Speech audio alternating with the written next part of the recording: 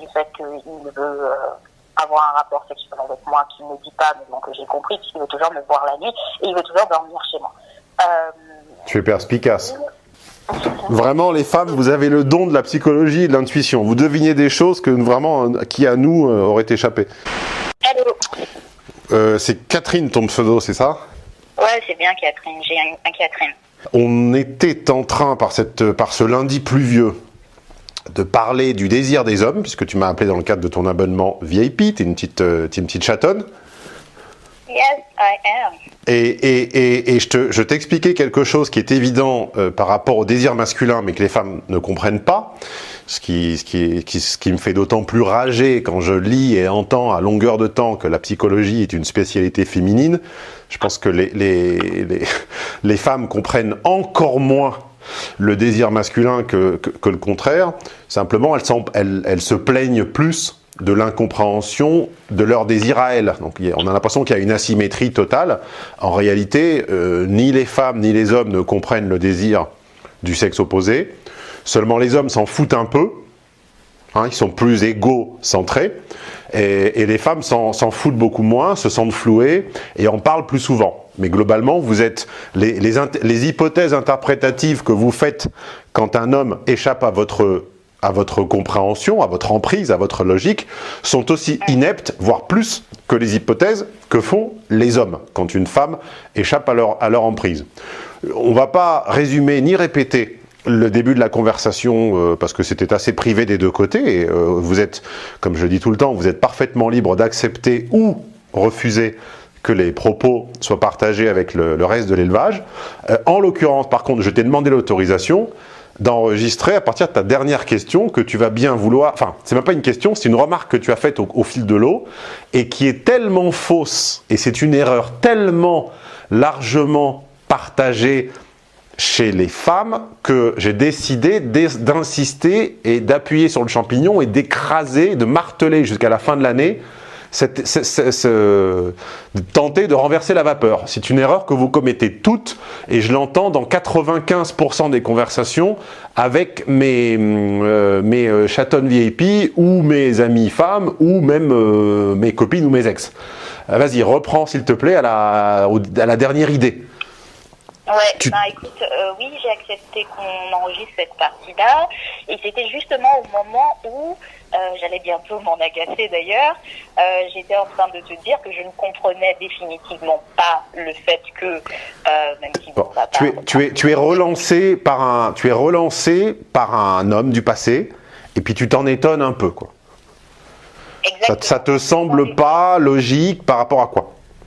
Et là, j'allais glisser, je venais de glisser le fait que, vu la tête du mec, le membre du mec, le boulot du mec, il est violoncelliste professionnel à l'international, il est appelé partout, globalement, il n'a pas besoin de moi dans sa vie. Je comprenais pas, je comprends toujours pas, pourquoi est-ce que depuis 3 fois, donc une fois par an depuis 3 ans, il revient chez moi pour que je lui accorde des faveurs sexuelles ou peu importe. Non mais c'est pas la phrase sur laquelle je t'ai arrêté. Je t'ai arrêté sur une phrase précise. C'était sur son aspect physique, non? Non. Ah, alors qu'est-ce que je disais? Je disais, il peut en avoir plein d'autres que moi. Voilà. Ah, ok. C'était là alors que tu m'as coupé. Parce que, effectivement, moi, ce qui m'agace et que j'étais en train d'expliquer à Stéphane, c'est que je suis persuadée, et il n'a pas encore fait la démonstration du contraire, donc j'attends, que s'il ne vient pas vers moi, il pourra aller vers plein d'autres, et j'ai donc dit à Stéphane, si je le prends, je le dépose comme un mannequin, un épouvantail dans la rue, je le mets là au vu de toutes ses caractéristiques, et j'attends 1 heure et le gars, elles seront attirées à lui comme un aimant. Ça n'existe pas. À moins qu'il ait la notoriété d'un Daft Punk et que son... Bon, donc s'il n'a pas la notoriété d'une YouTube star ou d'un Daft Punk, ce que tu décris est aussi imaginaire, aussi abstrait, aussi irréel et aussi faux qu'il y a 15 ans, quand mes premiers lecteurs, qui étaient généralement des timides qui avaient peur des femmes, ce n'est plus le cas, heureusement, 15 ans après, il en reste, mais enfin c'est une minorité, il y a 15 ans, c'était la quasi-totalité, me disaient j'ai peur si je me trompe de réplique, si je me trompe de phrase, si je suis pas assez intéressant, ou trop ci, ou trop provoquant, ou trop ci, ou trop ça, je vais prendre une gifle. Ça ne correspond à aucune réalité. C'est grammaticalement correct ce que tu dis, et ça serait peut-être une scène de série télévisée, de film ou de mauvais roman, mais ça ne correspond pas à la réalité. Un homme qui n'est pas nationalement ou internationalement reconnu, et même le serait-il, n'est pas abordé. Et quand bien même il est connu, ça n'est pas pour autant aussi cru, aussi cuit, ça ne lui tombe pas cuit dans le bec au point où vous l'imaginez avec votre biais perceptif. Votre biais de perception, c'est que quand vos hormones sont titillées par un homme, comme vous êtes très perméable à la preuve sociale, CF, mais contenu récents et anciens, absence de discernement de F, absence d'assertivité de F, recours exagéré à la preuve sociale et à la réputation, c'est-à-dire des jugements quantitatifs basés sur ce qu'en disent les autres, eh bien, vous êtes convaincu donc par une espèce de preuve sociale à l'envers. C'est pas les autres qui vous disent ce que vous devez en penser, c'est vous qui vous dites ce que les autres pensent de votre mec. Tu prends toutes mes ex-copines ou compagnes, au moment de notre symbiose, enfin au moment où tout allait au mieux, elles étaient probablement toutes convaincues à 100% que 99% des femmes étaient après moi. Ça n'est pas le cas. Je me plains pas, mais c'est pas le cas. Ça n'est pas le cas.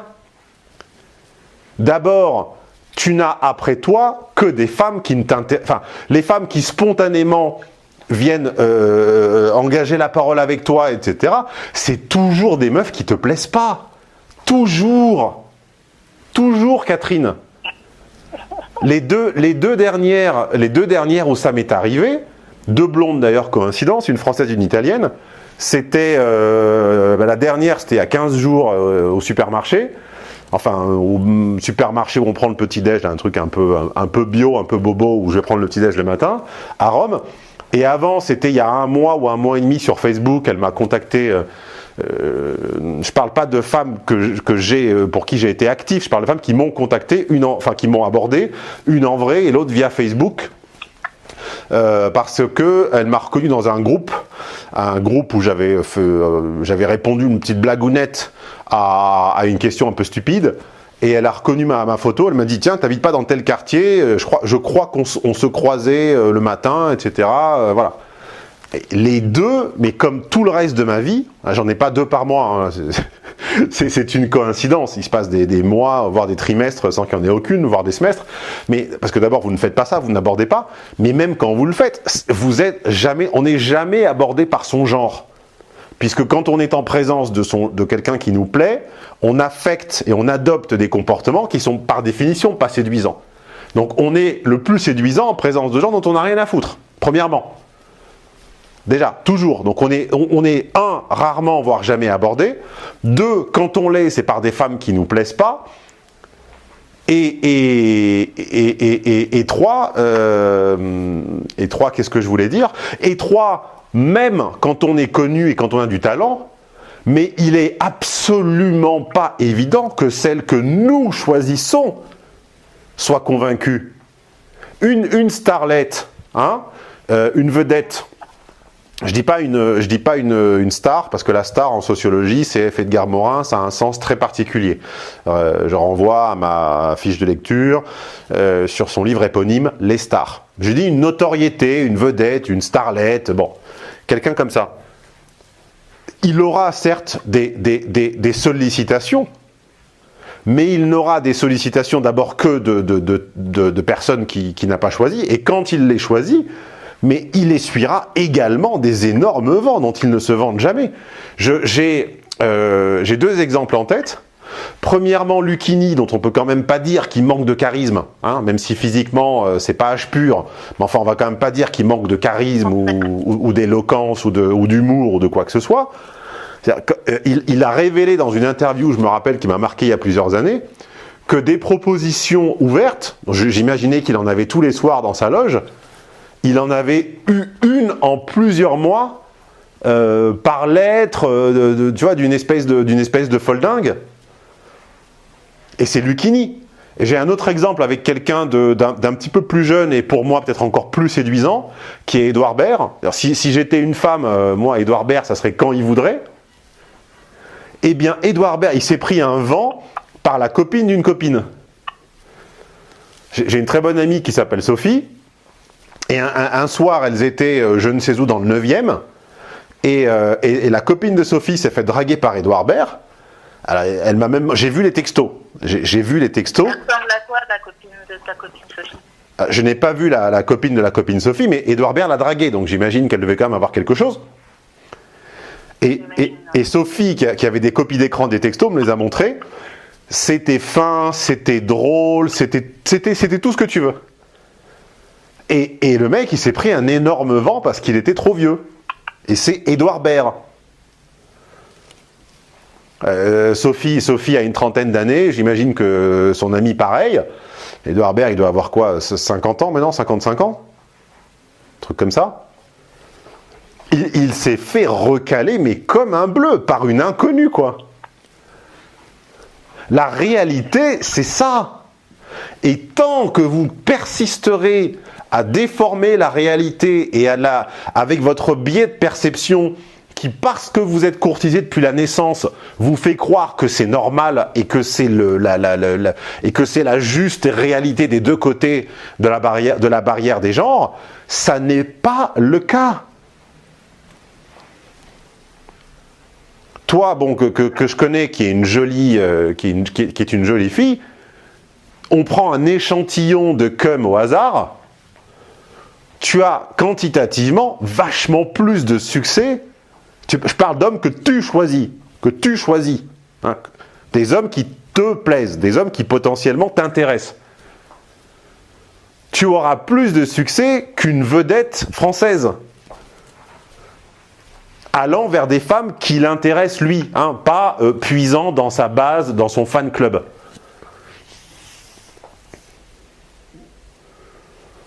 Mais est-ce qu'il faudrait du coup partir du principe quand un mec que moi je vois de mon œil et j'aurais du mal à changer tout de suite de focale, donc je comprends ce que tu dis, enfin en tout cas je l'entends, mais je n'arrive pas à me projeter là-dedans parce que je comprends, tu vois, c'est pas ma dimension, je peux pas, tu vois, là je n'arrive pas. Mais ça s'appelle se décentrer, ça s'appelle CF étude de cas que je publierai juste avant ou après celle-ci et qui concerne l'empathie. Je la publierai à mon avis d'ailleurs juste après. Donc je vous invite à vous abonner à la chaîne si ça n'était pas encore fait et à activer la cloche pour ne pas manquer l'étude de cas consacrée à l'empathie. L'empathie, c'est de comprendre par l'esprit des choses qui nous échappent par les sens. C'est pas parce que tu ne le vis pas au quotidien que ça n'existe pas.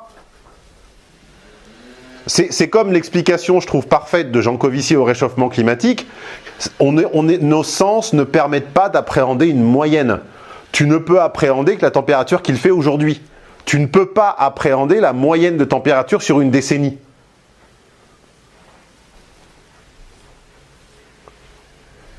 Et encore une fois, l'exemple on a bientôt fini puisque je ne voulais illustrer que cette erreur. Hein, je ne voulais pas répondre à l'intégralité de ta question. Moi, je ne peux pas je peux me mettre en partie dans la tête de cet homme. Je peux émettre des hypothèses sur ce qu'il te veut et sur la raison et sur pourquoi il te cherche. Je ne peux pas, par contre, prétendre que cette incise résume toute sa position. Mais tant que les femmes ne comprendront pas que le sexe courtisé, le genre courtisé. La catégorie courtisée, c'est elle. Parce qu'elles ont, on le sait, la matrice, et que celle qui a la matrice, et en plus une matrice qui est limitée dans le temps, elle est structurellement beaucoup plus discriminante que celui qui a le truc qui va dans la matrice et qui en plus fonctionne de 14 ans à 90 ans. Bon, enfin 90 c'est un peu beaucoup, mais enfin bon, imaginons. Tant que vous refusez d'intégrer dans l'équation qu'un homme, il ne lui suffit pas de claquer des doigts pour être perçu, entendu, vu, reconnu et apprécié d'une femme qui lui plaît, ça veut dire que vous continuerez à ne jamais rien comprendre. Ce n'est pas une information à côté, c'est la base. C'est la base de la pyramide. Si ça c'est faux, tout est faux. C'est comme rater les maths en 6e et penser qu'on va passer en 5e. Si tu rates la 6e, si tu rates ce que je répète tout le temps, là, comment ça s'appelle, la distributivité, le fait que, je sais pas, A, parenthèse B plus C, ça fasse AB plus AC, si tu loupes ça, tu peux rien faire en maths toute ta vie, parce que tout repose sur ça. Donc je sais pas en quelle langue il faut vous le dire, mais vous avez tellement l'habitude d'être celle qui est sollicitée, que vous n'arrivez pas à vous décentrer et à vous mettre dans la peau, ne serait-ce qu'une journée, d'un homme, fût-il bien sous tout rapport. Un homme, ça n'est pas, si lui n'est pas actif, ça n'est pas sollicité. Il ne le sera que si, on est dans une enceinte close et qu'il occupe un rôle hiérarchiquement prépondérant, d'accord ? Et encore, faut qu'il se bouge le cul. 2, si c'est une superstar, et encore, il ne pourra choisir que dans son vivier de fans. Ou 3, si il annonce la couleur et il annonce qu'il est prêt à se faire saigner au mariage et au divorce, et il n'attirera que des michetots. Mais c'est un biais, c'est un postulat totalement faux et totalement erroné quand vous prétendez, quand vous vous mettez à expliquer quelqu'un, quand vous tentez d'expliquer un homme, ne commencez pas par vous dire « Oh là là, il a le monde entier à sa disposition, qu'est-ce qu'il me veut ?» Je ne dis pas qu'il n'a personne à sa disposition, il ne faut pas être binaire. Les hommes sont déjà assez binaires comme ça, ne soyez pas également binaires vous aussi. Mais c'est un postulat déjà faux à la base. Personne n'a qui il veut. C'est une erreur qui est une erreur dans des proportions monstrueuses en fait. Ça vous empêche de raisonner sérieusement sur la suite. Donc, tu n'es pas la seule, je l'entends peut-être pas tous les jours, mais très très très souvent, quand vous appréciez quelqu'un, d'accord, je répète le raisonnement, de la même façon que la preuve sociale, c'est-à-dire que l'avis de l'entourage façonne les vôtres, eh bien, quand vous avez un avis, quand vous avez une attirance, quand vous avez une pulsion, une attraction, eh bien après, par bijection, c'est-à-dire par relation de cause-conséquence dans l'autre sens, vous vous dites que puisque je l'ai apprécié, alors c'est que tout le monde l'apprécie. Tu la sens, la bijection, là ? Ouais, grave. Bah, c'est exactement ce que je pense, moi. Mais c'est parce que vous pensez tout ça. Et ce raisonnement-là que je viens d'inventer comme ça, enfin d'inventer, que je viens de clarifier, de formuler en parlant, je vous mets au défi de l'avoir entendu de la bouche de quiconque. Ce n'est pas innocent et ça n'est pas évident ce que je viens de dire là, il faut bien le réécouter. C'est le fonctionnement, c'est le principe, c'est le biais de perception, c'est le biais perceptif féminin sur son homme. L'homme est beaucoup moins sensible à ça, sauf l'homme qui a une part de F. Moi, par exemple, qui ai 30% de F, ce qui n'est pas rien, ce qui est un petit peu plus que la moyenne, mais enfin sans plus, j'ai tendance effectivement également, mais comme je le sais, je me modère, je me raisonne, j'ai tendance, quand une femme me plaît, à imaginer qu'elle plaît à toute la rue et à la terre entière. Puis comme j'ai des goûts très singuliers, comme la plupart des gens cultivés, on a des goûts singuliers, puisque la culture, c'est de développer les anticorps qui s'éloignent de la masse et de la moyenne. Bon, eh ben, en général, elle a un physique très particulier et elle plaît pas du tout à la terre entière, mais vraiment pas du tout. Pas du tout. Mais j'en suis quand même persuadé. Et le modus operandi, c'est celui-ci. C'est de faire une preuve sociale à l'envers, une preuve sociale bijective. J'imprime. La preuve sociale, c'est le goût des autres m'imprime. Et la preuve sociale bijective ou à l'envers, c'est je ne sentirai que mon attraction envers quelqu'un est complète que quand je me serai convaincu, que quand j'aurai imprimé mon goût sur les autres, que quand je me serai convaincu que tout le monde le veut. Parce que vous ne pouvez pas être heureuse en vous convainquant que vous êtes la seule à désirer et à chérir quelque chose que personne ne veut. Vous ne pouvez pas l'être, il vous manquera quelque chose. D'où le culte de la marchandise et de la mode, avec les sacs à main à 5000 €, Vuitton et compagnie. Pourquoi est-ce que ces femmes veulent ce sac à main? Parce que c'est celui dont elles se sont convaincues que tout le monde le voulait. Elles ne peuvent pas être 100% heureuses avec un produit artisanal, même divin et même en or, en nacre, en vermeil, en ivoire et en cuir de peau de colombe blanche du printemps. Ça ne suffira jamais. Parce qu'elles n'ont pas la certitude que les autres l'envient. Vous vous inventez à tort que toutes les femmes du monde se battent pour votre homme et vous l'envient. C'est pas grave en soi, mais ce qui est grave, c'est l'erreur de raisonnement qu'un postulat erroné engendre. Tu comprends la différence? C'est pas grave comme erreur. À très court terme, ça n'a de conséquences que très mesurées, voire inexistantes. Mais par contre, baser tous ces raisonnements sur le principe que parce qu'il vous plaît à vous, alors il a une infinité de choix disponibles, et donc que s'il vous choisit vous, eh bien c'est que c'est un désaxé ou un déséquilibré, c'est non seulement une connerie à répétition, mais c'est en plus un extrême, c'est le marqueur d'un extrême manque de confiance en vous. Moi, quand une fille un peu intéressante se manifeste à mon égard, ce qui m'arrive évidemment parce que je suis un peu intéressant, je suis pas trop con, je suis pas trop mal fait, je suis un peu connu. Donc évidemment que j'en ai. Mais je me dis pas qu'elle désaxée ou elle s'ennuie. Je me dis tiens, elle a du goût. Le fait que tu te dises il s'ennuie ou c'est un désaxé, c'est une grande preuve de manque de confiance en toi, Catherine.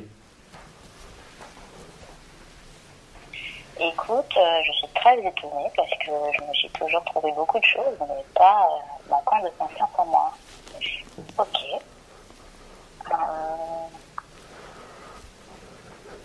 Mais aucun homme n'a une cour de femmes qui lui plaisent autour de lui. On n'a pas la quantité et la qualité. Le qualitatif et le quantitatif sont antagonistes. C'est comme les relations. Quelqu'un qui est entouré en permanence a un très faible coefficient de discrimination sur les autres. Ça veut dire qu'il tolère tout. Il tolère les retards, il tolère les manquements, il tolère les indigences, il tolère les oublis, il tolère les moqueries, il tolère la médiocrité, il tolère la superficialité, il tolère tout. Sinon, si tu ne tolères pas ça, tu ne peux pas être entouré. Enfin, tu es entouré, tu as un cercle proche, mais tu n'es pas entouré de 50, 100, tu n'as pas des dizaines et des dizaines de gens comme ça en permanence autour de toi. Si tu les as, c'est que tu tolères tout. Et bien de la même façon, un type qui aurait une cour, ça veut dire qu'il a une cour de meufs qui lui plaisent pas. Ça n'existe pas quelqu'un qui est entouré de femmes qui lui plaisent. Ou alors il paye et c'est Hugh Hefner, et même lui, je crois qu'à sa disparition, quand les langues se sont déliées, on a raconté à quel point son histoire de mansion, c'était glauque en fait. Les meufs, elles volaient du mobilier, de l'argent, c'était glauquissime.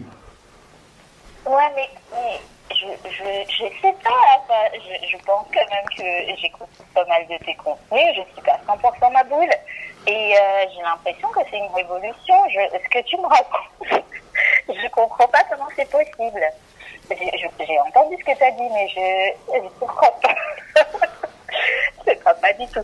Alors, ça voudrait dire que je suis tellement pas empathique que j'arrive pas à me projeter dans ce que tu dis. En fait, il me semble que c'est peut-être ce que tu dis.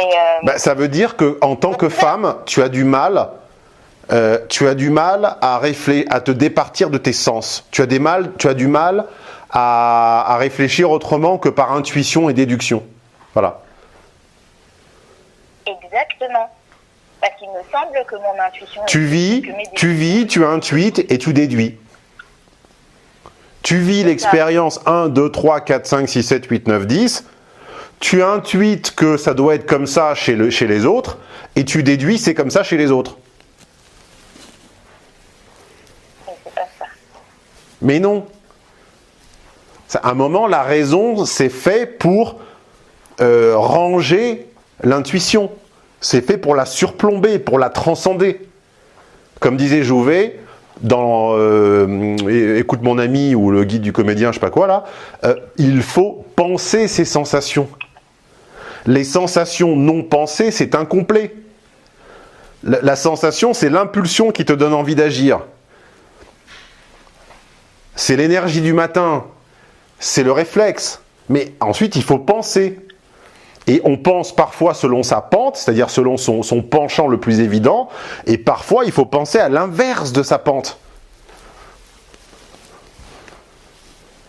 Et vraiment, toutes les femmes, et c'est rare, cette généralité, on peut pas, même mes adversaires devraient avoir l'honnêteté de reconnaître que j'évite toujours les grandes généralités, et je ne range pas les gens derrière l'étiquette tous les hommes ou toutes les femmes.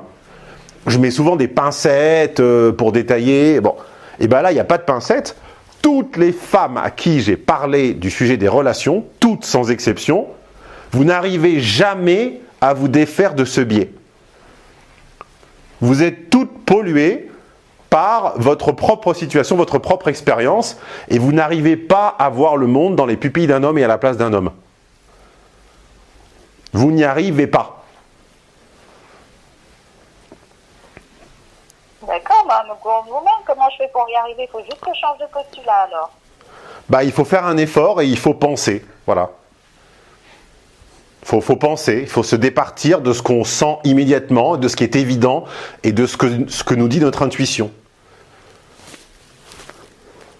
Il faut croire quelqu'un, il faut savoir poser les bonnes questions, il faut observer. Et je ne te dis pas que ça répond entièrement à l'interrogation que veut ce type. Bien sûr que ça ne répond pas entièrement à l'interrogation que veut ce type. Mais c'est un morceau d'erreur niché au milieu de ton raisonnement et qui t'empêchera toujours d'accéder à un bout de vérité. C'est comme ranger ton frigo avec un truc qui ne passe pas entre les rayonnages parce que c'est pas la bonne taille, c'est pas la bonne forme, ou c'est pas la bonne hauteur. Tu le rangeras jamais. À un moment, il faut modifier la hauteur du rayonnage, ou il faut trancher le nœud gorgien, le truc en deux, et tu vois, sinon ça passera pas. Je comprends. Vous êtes tellement passive sur le marché des rencontres que vous n'avez pas l'ombre du début, du commencement d'une piste quant à ce que ça implique et à ce que ça requiert du côté masculin comme effort. Et quand vous l'entrevoyez, vous balayez ça d'un revers de main méprisant et dédaigneux en disant que c'est de la stratégie et du calcul. Mais s'il n'y a pas ça, il ne se passe rien, parce que vous ne faites rien. Une fille qui drague, c'est une meuf qui va vaguement faire un demi-sourire d'un quart de seconde. Et derrière, rien.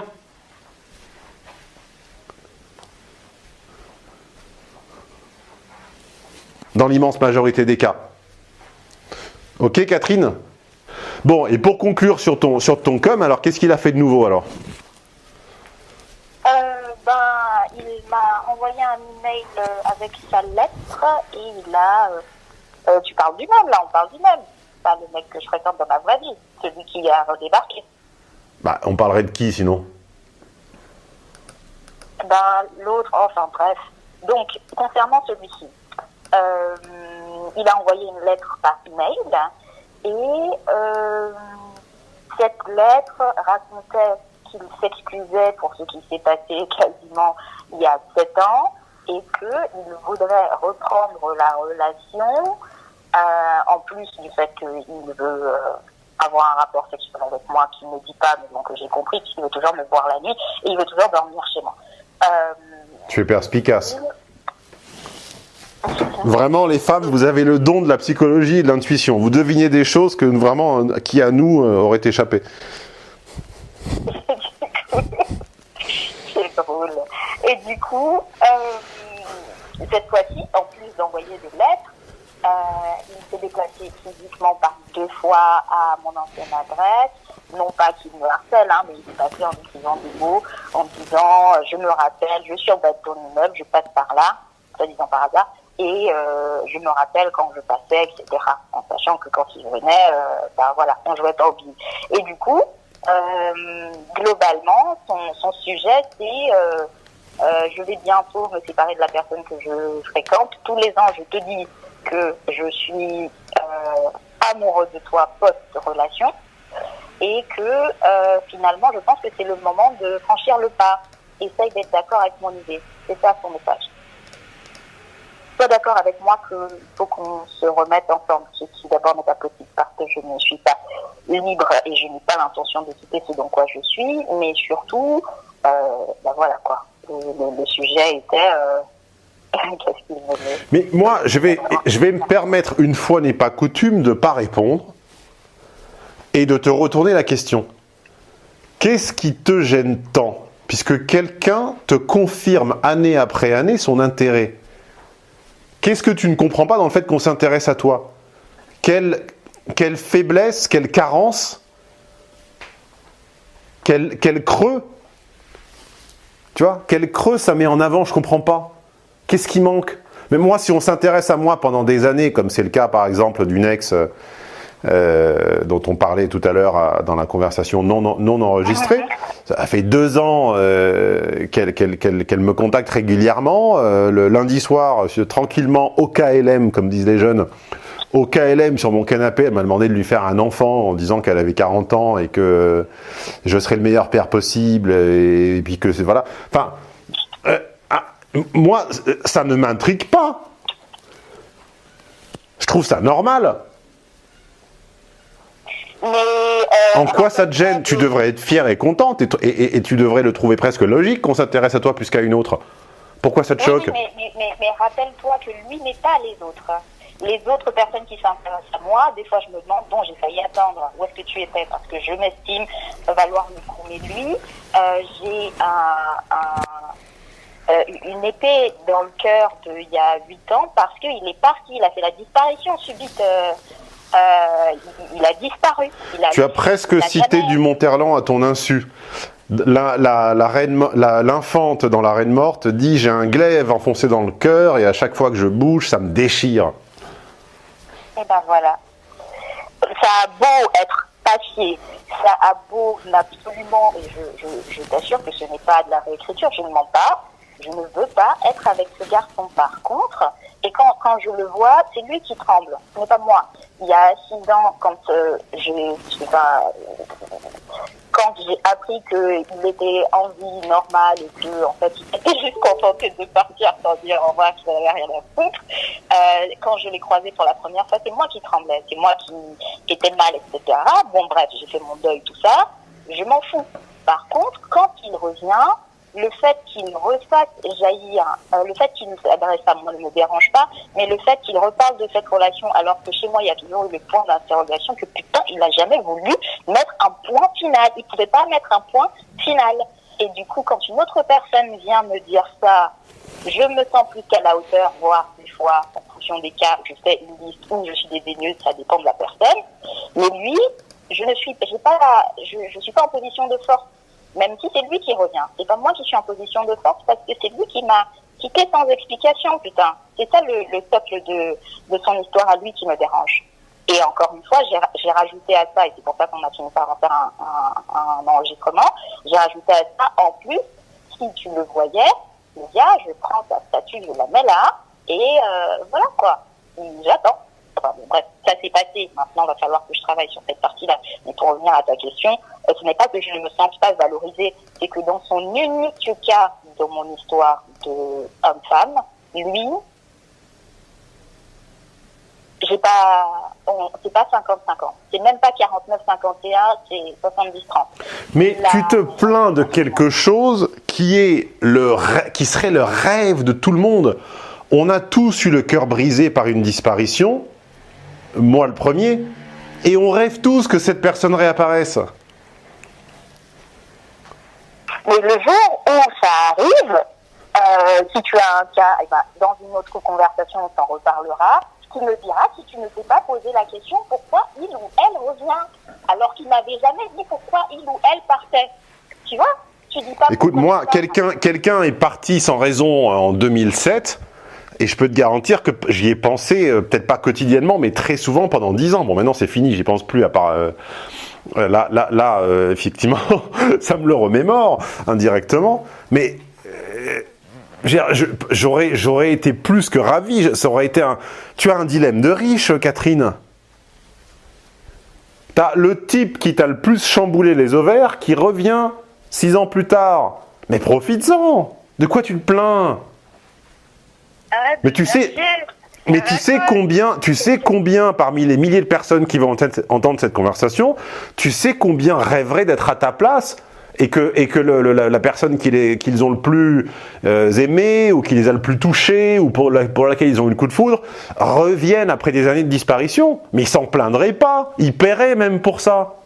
Il y a même des sites pour récupérer les ex avec des bootcamps payants et des méthodes clés en main à l'américaine. Ok, bon, bah, je me la ferme alors. Hein. Qu'est-ce que tu veux que je te dise? Le type qui t'a laissé en vrac et auquel t'as pensé la nuit, le week-end, le soir. Il revient. Mais de quoi tu te plains? Il est là. Ben, sois contente. Que t'en veuilles plus, ben, c'est encore mieux.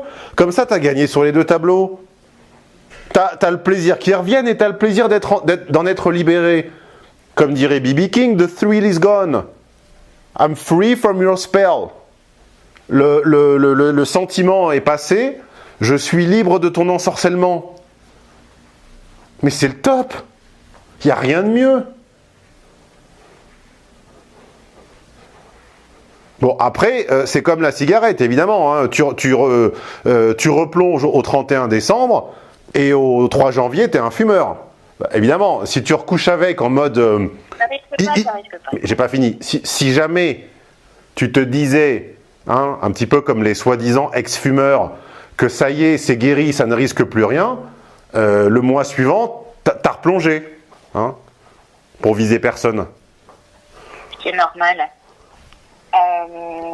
Mais effectivement, dans mon cas, et je parle que de ce cas-ci, il s'approche de moi, j'ai vérifié, quand je le laisse, tu sais, j'attends quelques secondes, parce que je me connais quand même depuis 30 ans, donc j'ai quelques mécanismes, même si parfois ce sont de mauvais, et j'attends venir le stress ou la peur. J'attends quelques secondes, et ça vient pas. Donc je vois vraiment que je suis guérie de la chose, et je m'apprêtais effectivement à lui dire que bon, quoi qu'il soit en train de vivre, il va vivre ça tout seul, et je lui souhaite le meilleur, mais bon, loin de moi. Par contre, j'avais quand même en tête d'essayer de comprendre qu'est-ce qu'il me veut, puisque j'ai jamais eu l'explication de pourquoi il était parti, alors je ne comprends pas pourquoi il revient. Et pourquoi tu lui demandes pas? Mais il m'a répondu, mais je crois pas. Il a répondu quoi? Il a répondu qu'il avait mûri, et que pendant tout ce temps, il a vécu plusieurs expériences et qu'en fait, il n'en a jamais connu des mieux que moi. Donc en fait, il est revenu là. Hein, ah oui, le mec ultra pragmatique, quoi. J'avais un baril d'Ariel, j'ai essayé Bonux, j'ai essayé le chat et j'ai essayé je sais pas quoi. Finalement, Ariel, c'est le mieux. Donc je reviens chez Ariel. Merci de me reprendre. Ah oui, bah, le sujet, c'est merci de me reprendre. Oui. C'est ça ton sujet. Il faut que je réfléchisse à voir ses nouvelles qualités qu'il m'a énumérées et puis il m'a montré 2-3 trucs qu'il a fait, puisque bien sûr il sait que moi je l'admire, je l'admirais en tout cas quand je suivais sa carrière professionnelle Parce que je trouve que je ne sais jouer d'aucun instrument et éduquer le violoncelliste, ça m'a toujours paru, je sais pas, exceptionnel. Bon, peut-être parce qu'il est musicien aussi, mais bon, bref, oublions. Il m'a montré comment il a évolué et tout. Il m'a l'air d'être équilibré. Je n'en sais rien d'ailleurs, je ne veux pas savoir plus, mais il a l'air. Je suis pas intéressée, c'est tout. C'est comme ça. Bon, écoute, Catherine, rappelle-nous l'année prochaine pour ton prochain problème de riche. Après Catherine à 25 hommes, Catherine a 3 jobs, on présente Catherine à l'ex de sa vie qui revient frapper à la porte. C'est ce dont tout le monde rêve. Tout le monde en a rêvé, Catherine. On t'envie tous. Moi le premier. Je te rappelle dans 1 an alors pour mon prochain faux problème. Ah, l'année prochaine, mon petit chat. Tu as des tiens, tant que tu es là, reste en ligne 2 secondes. Est-ce que tu as un message à passer au petit chaton de la chaîne? Et j'en profite pour te remercier. J'ai mis en image le vinyle de Cowboy Bebop que tu m'as gentiment offert l'année dernière et tout le monde m'a demandé où le trouver, etc. Donc voilà, c'est Catherine. Vous n'avez qu'à avoir dans votre entourage une petite chatte comme Catherine pour avoir des petits cadeaux comme des vinyles de Cowboy Bebop. Et oui.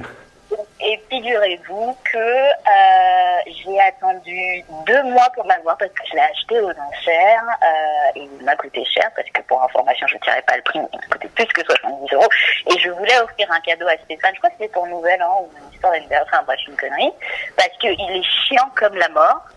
Mais il est vachement efficace, donc en fait voilà quoi, c'est à mettre sur une balance et du coup je lui ai dit un jour je t'envoie je crois que c'était un vase ou une connerie, en tout cas une breloque ou le vinyle parce que je sais que ça fait partie d'une partie de son passé. C'est très drôle, je n'arrive pas à revoir cette série. C'est vrai? Ben oui, je l'ai visionné à l'âge de 20... attends, j'étais encore pote avec Guillaume à l'époque. Je l'ai visionné sur mon ordinateur dans ma chambre, je devais avoir 22-23 ans. Et je n'arrive pas à me la refaire. J'ai essayé et... C'est marrant, je pense que c'est contextuel. Voilà, je n'arrive pas à... Je vois toujours les qualités, mais je sais pas, ça ne prend plus. Tu vois, en vieillissant. Mais bon, la BO est incroyable et le vinyle était super. Bon, comme tu l'as très mal emballé, hein, CF, ma vidéo sur l'emballage, évidemment, ensuite j'ai dû l'aplatir parce qu'il était tout tordu. Donc j'ai dû le mettre sous une pile de livres pendant 1 semaine. Parce qu'il est arrivé tout gondolé et tout voilé, mais enfin bon, personne n'est parfait. Non, nul n'est parfait, ni moi. Ni personne. Un message à la chaîne, en tout cas à tes chatons, non. Moi, tout ce qui m'intéresse, c'est les gens qui sont clients VIP, comme ça je peux discuter avec eux. Si possible, un maximum de femmes, comme ça je me fais pas trop chier, parce que soit dit en passant, il y en a qui ont tendance à les faire fuir, je voudrais pas citer des noms, mais voilà. Tu vois très bien de qui je parle. Et puis, venez nombreux, pour de vrai, on apprend des choses. Et puis, apparemment, Monsieur Edouard a décidé que maintenant, on va faire des exercices sur nos séminaires. Et en fait, petite anecdote, j'arrête là. Quand j'ai fait mon exercice, je me suis rendu compte que j'avais complètement oublié le gîte des femmes 2. Eh oui, parce que formuler, ça n'a rien à voir avec penser qu'on a compris. Hein. Tout à fait. Mais tout à fait d'accord. Tant qu'on ne formule pas, on se rend pas compte que c'est vague, que c'est flou. C'est ça. Et il ne suffit pas de comprendre sur le moment, il faut mettre en application et si possible de répéter. Voilà, c'est ce qu'il me disait mon prof. Voilà, allez, homme-d'influence.com/VIP. Salut Catherine. À bientôt, ciao.